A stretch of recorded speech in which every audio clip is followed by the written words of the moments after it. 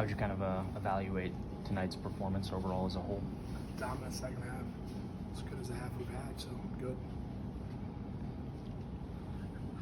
The first half was a little bit more back and forth, so how do you evaluate the first half? I thought we still had the game, honestly. I thought our restarts were not good, but I thought we were in control the first half.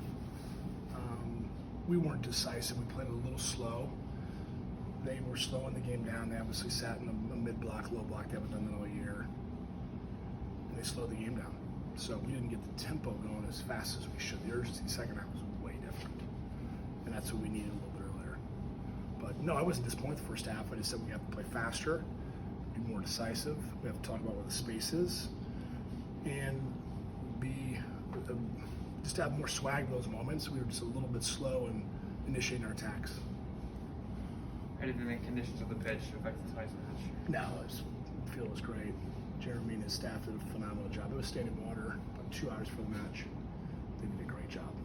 They played very well. Obviously, game of inches. You had a couple go off the post tonight. Is it at this point something where you just throw your hands up in the air and say, like, what more can we do to get these in there? It's a pretty dominant half. I mean, we still have to, look to pass to a little better. I mean, right now I think we're missing is we're missing wide, missing high. We're using a little bit too strong of a club, kind of use an analogy. So and we've been training that really hard, and I don't, the guys know it. So, you just keep training it and you get better at it. But again, you create those chances. Keeper, got hot. We've seemed to find a hot keeper, and the post has not been good. And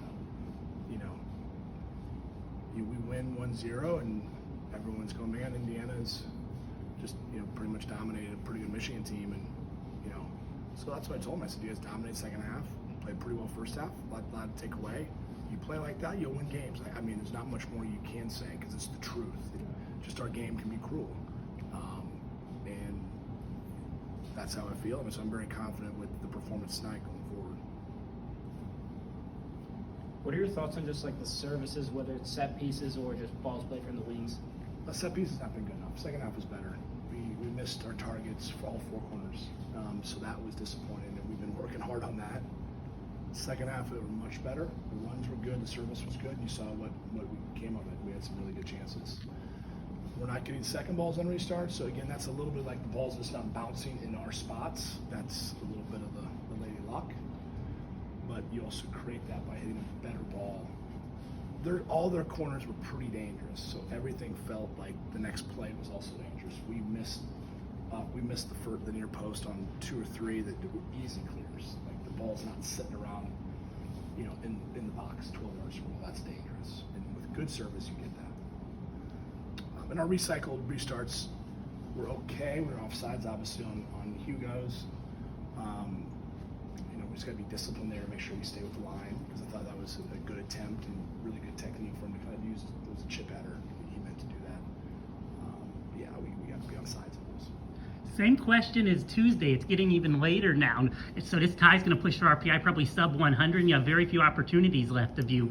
Thought about the fact that you're almost at the point where if you don't win the Big Ten tournament, your RPI is not going to be good enough to make the NCAA. I'm not worried. What was the reasoning for Goldsworthy to go up top? Usually a defender, but kind of last 10 minutes went up top there. He's the best header in our team. So as much service as we're getting, as much corner kick, not even close. He's our best attacking header. So that's the reason we put him there. And we just couldn't find him on the serve. But when we do activities and finishing with the head, he's our best. So that was the reason. Coach, a lot of crosses from open play today. Was that kind of part of the plan today? Well, that's what they gave us, right? I mean, they jammed the middle, was hard. We were good at getting around the corners, and we got the serves in, and we got to good spots. We just, again, we're just off on the final touch. Or, they made some good play. I don't want to take anything away. They made some good defensive plays. And again, the ball is just it's going to fall somewhere when you put them in danger spots. There's own goals. You're going to get a penalty because someone's going to take you down. I thought we were close tonight getting a penalty call. We haven't gotten one all season. I'm not saying there was, but it was a couple close ones. So you keep being aggressive and around the box, good things will happen. but yet we need to finish better. And so we're not going to put our head in the sand and say, hey, we created some great chances. We need to finish more clinical. We do that. That game could have been 2-3-0, and we would be all very pleased and say, hey, good performance, good result, and move on and get ready for the next one. But it's not the way it's falling at this moment. In terms of what you guys have been working out in training, do you feel like that's translating to the games as much as you would hope for? We've been working on finishing a lot, so I mean, doing our best to translate it. Yeah. And coach, how do you keep morale up and motivation with all those chances being I'm honest quit? with them. I mean, if we, win the game, play terribly, I'm not going to come up here and say we played great. We smothered them the second half. You do that, you're going to win a lot of games. So the next game's the one we got to do, and we're not looking at standings, we're not looking at RPI. It's just a lot of soccer left. But I mean, all of you are. That's I guess what you want to do and focus on it. That's fine, but we're not. Is it weird playing Kentucky next week, knowing both of you are, instead of being a top matchup between two teams, at the very top of college soccer, two teams, who have struggled a little bit and are toward, kind of just fighting for postseason at all? It's just going to be a good game. Yeah. I mean, I haven't been really focusing on their results. Honestly, it's going to be a tough game. They're good, better than their record, as we are as well. I think there's a little extra motivation considering what they did to you last year here. Maybe some will dig in. That was an even 3-0 game, if you guys were here. So again, they were clinical with their chances. I thought we were equal or better that night, and that was as good a Kentucky team as I've ever seen. That was a Final Four level team. And they obviously got beat by Pitt in the 8. Probably fortunate Pitt got them. Obviously that's who we played in the semifinal, but that was a fantastic Kentucky team. They lost 5 or 6 big guys. That's why they lost a couple games. I mean, you're gonna make mistakes with a couple freshmen. I haven't dug into their team yet, but you lose that much talent, you're gonna drop a little bit. And I don't know if they've been unfortunate in some of these games or not, but they were a fantastic team last year. But that scoreline was a flattering number for all of us to watch the game and understand it. Jansen, Joey, and Hugo all on the field for the first time this season. What did you think of their performance, and especially moving forward with depending on Brett's health? Yeah, I thought Jansen, he was going to be more of a stay-at-home right back. Part of that was for restarts. Again, we think we can get bigger, and he's a difference maker for us. Joel can't go 90, so we thought Barker wasn't as effective on the right, so we wanted him to stay left. I thought he defended really well against 22, and because they kind of cheated him up the wing and kind of sat and tried to get us in the counter. So Barker handled that well. I thought Jansen played within himself. He's not going to be a playmaker getting around the edge a lot, but we didn't need him to because we were able to get the ball to Collins or Sammy or Maloon's feet and then drive. We didn't need him overlapping.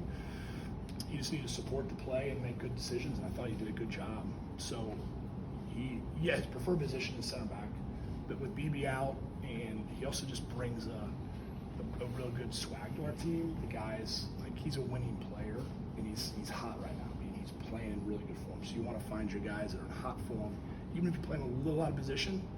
We thought that would help us, and again, it gets us really dangerous on restarts. And for something that we've not been efficient in, he almost got one tonight. I mean, to feel like we see that in practice, he scores that, but tonight it wasn't. So that's one reason.